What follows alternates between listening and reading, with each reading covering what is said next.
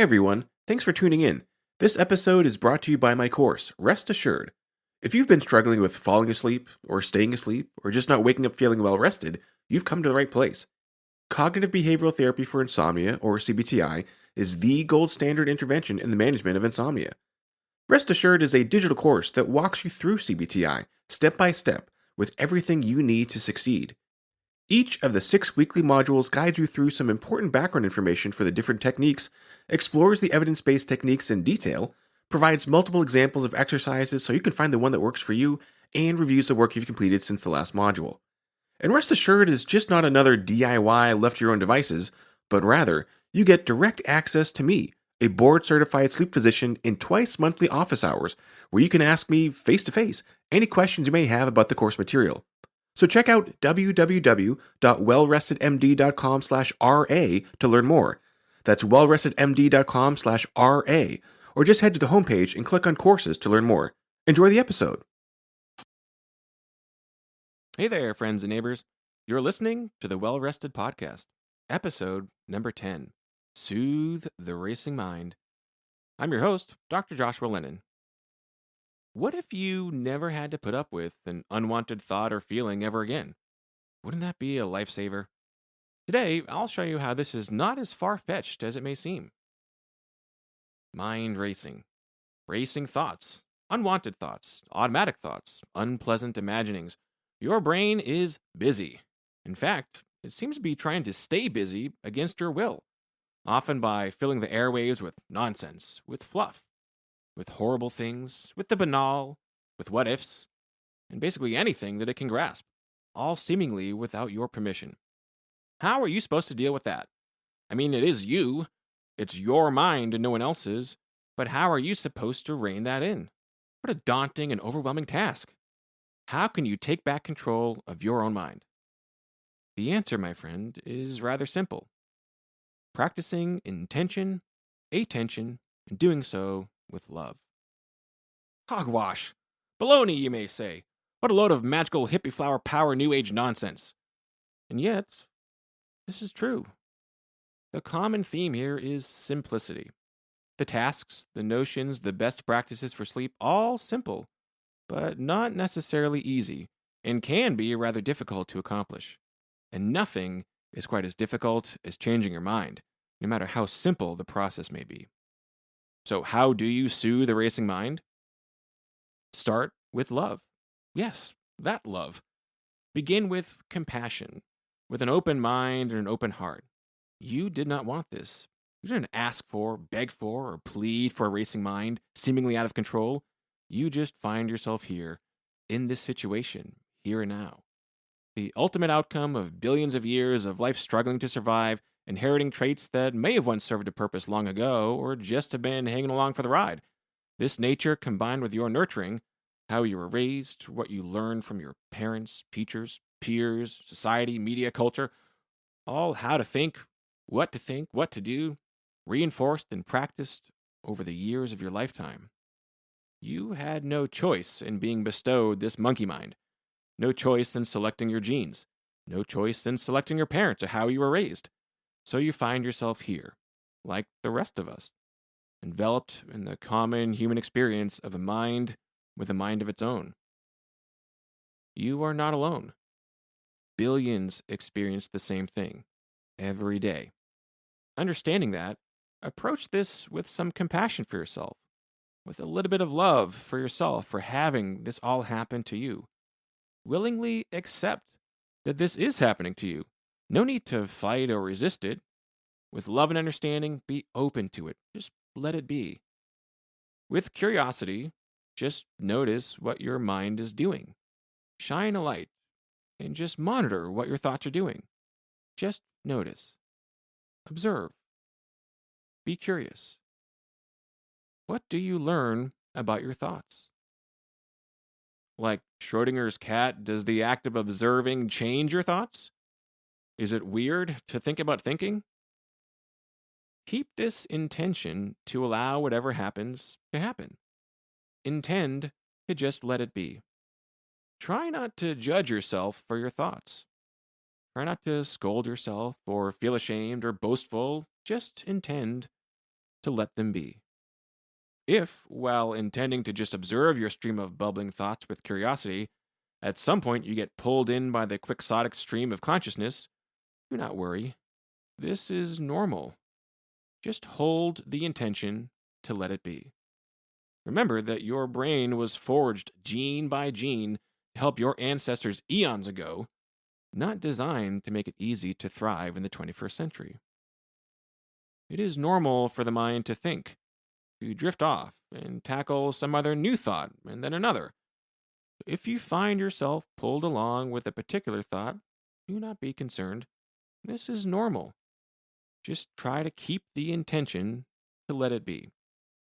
Allow the thoughts to come, stay for a while, and move along, making room for the next. Just notice them. Now, try to focus your attention on your body, right here, right now. What sensations do you notice? Are there any strong or subtle feelings in your feet or your hands? What about in your belly or your shoulders? Can you feel your heart beating? Do you feel your pulse elsewhere besides in your chest, like in your neck, or abdomen, or fingertips?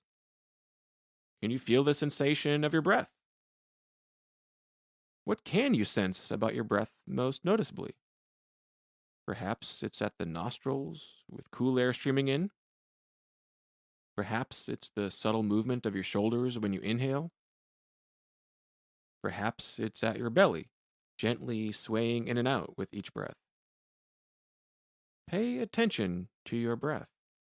Really explore it, not trying to modify it or breathe a certain way, certain speed or depth, just observing. Your breath will be here. As long as you are alive, it can be here as an anchor.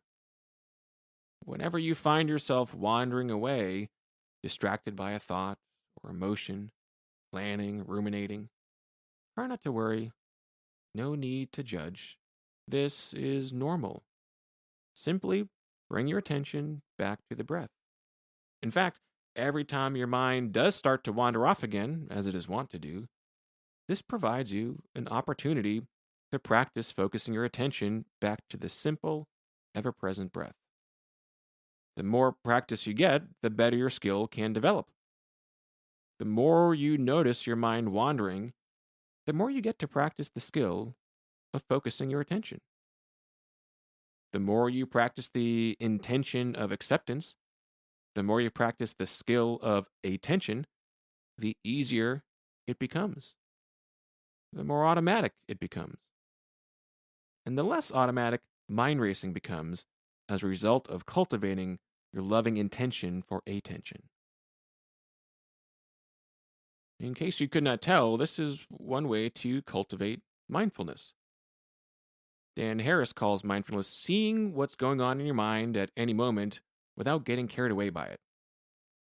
Meditation takes many forms in many cultures, but comes down to the simple idea of intentional focus. You can meditate on a thought, an idea, a color, a person, a value, a virtue, an act, anything at all. The most common object of meditation is your embodiment, most frequently, the breath. What this does is provides you the opportunity for intentional practice to cultivate attention. What has been happening to you with mind racing is no accident. This all relates back to the idea of neuroplasticity, this simple idea that brain cells that fire together wire together, strengthening the physical connections between them, making it easier for them to repeat that interaction. When your mind races, it becomes easier next time for the mind to race again. Distraction, inattention, daydreaming, being aloof, all from practice, rehearsal, repetition, and learning. You are built with a predilection for mind racing. But that same process can also be used to alleviate yourself of that very same mind racing. The cure for racing mind is now. Meaning that mind racing is the experience of uncontrolled negotiation with the past. And when you argue with the past, you never win. And with the future, which is yet to be. Therefore, you can also not argue with it. Present mindedness is pulling the thinking mind back to reality, intentionally bringing attention to what is. You are a human being, not a human was or a human might be, and it is being that provides us the relief and the excuse from the mind racing.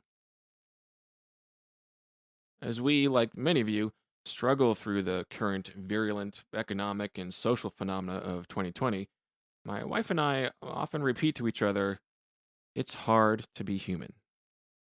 And as we watch our two young girls grow and stumble, get up, fall again, with all the challenges of infancy and childhood, we repeat, it's hard learning to be human. And yet, in many ways, children are much better, much more successful in the human being game. In fact, I doubt my baby ever even engages in the human was or human might be game. I was giving her a bath the other night and was just once again struck by how much she is, how much she is ever present, engaged, present minded. Shower thoughts is a common meme for random musings because it is a common adult experience to just have your mind elsewhere, anywhere else, during the act of self cleansing, except in the shower, just bathing on autopilot with your head in the clouds. But this baby, my little one is almost a year old at the time of recording, she is fully engaged in the experience. Feeling the water, the texture, the smoothness, its inability to be pinched or squeezed, its temperature, its lack of color yet visibility. And don't get me started on the faucet. The faucet! What a remarkable experience. The sounds, the splashing, the heat. It looks solid despite constantly shifting. Can I grab it? Feel something, but I can't hold on. What about my left hand? No? The sheer joy of being, of openness to experience, of being in the moment, of attending to bodily sensation, attending to ambient stimuli. She's not struck with thinking about how heavy that wet diaper was. She's not what-ifing about which pajamas she's going to wear. She's not wondering why we read Big Red Barn one night and Night Night Forest Friends the next. She is a human being. And it is we adults who have forgotten, have made it hard, have created barriers to being human, having practiced over and over again human wasing and human might being. Mindfulness is the capacity to be with your experience, without judgment and with kindness, with a loving curiosity. Mindfulness builds tolerance, acceptance of difficult thoughts, of difficult emotions, is the foundation for an appropriate response, rather than an inappropriate reaction or perpetuating the difficulty itself by repeatedly refueling it. Mindfulness comes naturally to all of us, at one point.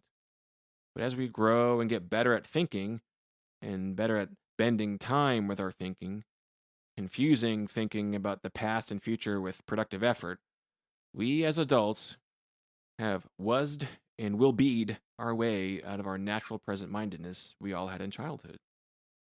But we have powerful minds, and using them intentionally to practice some attention with openness, with loving kindness, we too can learn once again about human being. The next time you take a shower, pause. Before you run on autopilot, take a moment. Imagine what it would be like if this was your first shower. What kind of amazing experience would that be? Sights, smells, touch, temperature, sounds. Imagine what it would be like if you knew this was your final shower ever. How would you savor it? Would you let your shower thoughts revolve around the paradox of what might happen if Pinocchio said, "My nose will grow"? Or would you be present? Would you enjoy every moment? Feel every feeling, sense every sensation, splash every splash opportunity? The next time you're on your feet, pause. Before you get where you're going, be where you are. Mindful walking just means paying attention to walking. What sensations do you notice in your heels? Do you feel your toes rubbing against each other? What sounds are made when you plant your feet? Do your pant legs swish against each other? What do you see? What do you hear? Smell? The next time you're about to eat, pause. Before you gain that sustenance, try mindful eating. What does your meal look like? Shiny? Slimy? Dry? Oozy? What does it smell like? Burnt? Cinnamon? Fruity? How does it feel on your fork? Heavier than you expected? Lighter? What do your lips tell you about that first bite? What is the mouth feel? Does the food just dissolve into flavor? What is it like to chew? Difficult? No chewing required? When you swallow, do you get that one last taste as it passes by the back of your tongue? Mind racing is generally not a prime ingredient for a great night of sleep. It is, in fact, one of the most common reasons why people may have difficulty falling asleep initially, or falling back asleep if they woke in the middle of the night. Mind racing is generally an obstacle to feeling well rested, not to mention to general well being. Now is the cure, the elixir for the racing mind. It is simple. Pause, notice what is happening with curiosity, think and know that you are thinking, sit and know that you are sitting, eat and know that you are eating, observe, welcome and accept reality for what it is, all the glory, all the horror. Acceptance does not mean you have to love it. Acceptance does not mean you even have to like it. It just means that you recognize that there is no utility in inviting the delusion that the present moment is anything other than what it is. Recognition and acceptance of the present moment is not to say that you cannot plan for a better tomorrow. Acceptance does not mean that we view our imperfect history with rose colored glasses. It just means we do not need to argue with reality. It means we do not need to ruminate about the past. It means we do not need to spin every what if story into an anxiety knit sweater of a future. Now is here. Then is gone and unchangeable. Will be does not yet exist. Practicing intention, rehearsing attention, training love. The more it is done, the easier it is to continue to do. And the more of the space of your mind currently filled with negative, automatic thoughts and mind racing, the more that space will be filled with peace, with tranquility, with focused attention, with love, which is so much more compatible with living the good life, with the feeling of being well rested, than the noise, chatter, and chilling discontrol of mind racing. So be sure to hit subscribe in your favorite podcast player to get all the latest episodes. Leave us a review, a comment, a question, something you want to hear more about. And be sure to head on over to wellrestedmd.com for more information. Thanks for listening.